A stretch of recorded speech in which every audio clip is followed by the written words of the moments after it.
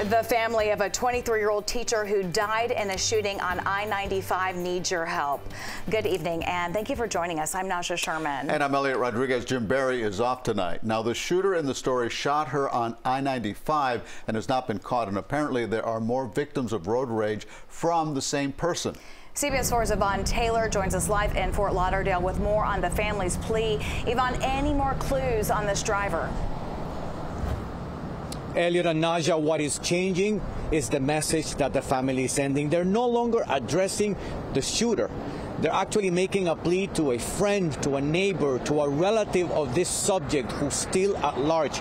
Now, according to police, as you're going to see now on video, everything happened on I-95 between the exits of Broward and Sunrise Boulevard.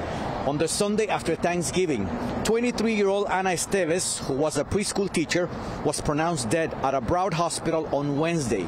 She was shot around 8:30 p.m. last Sunday after coming from Thanksgiving with her boyfriend. They were on a trip in North Carolina. Esteves' cousin tells CBS 4 that the family plea is now to what is the plea now, as well as what the victim's boyfriend told cops about the night of the crime.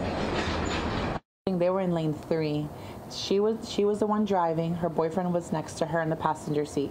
A random car, they were just driving, sideswiped them and took the mirror off of the car.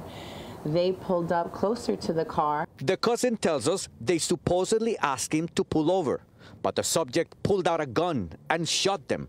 Broward Sheriff's Office released this sketch of the subject after speaking with Esteves' boyfriend.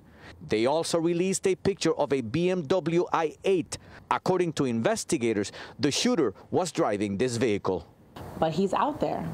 You know, I don't know if he's hiding. I know that there has to be someone that knows who he is.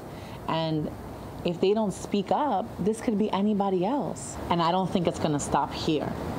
You know, this man is unstable to do something like this.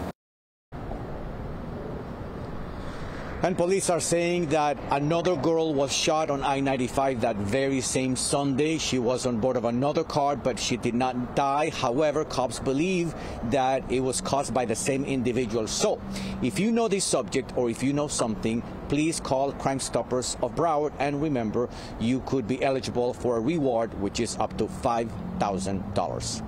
I'm live in Fort Lauderdale. Yvonne Taylor, CBS 4 News.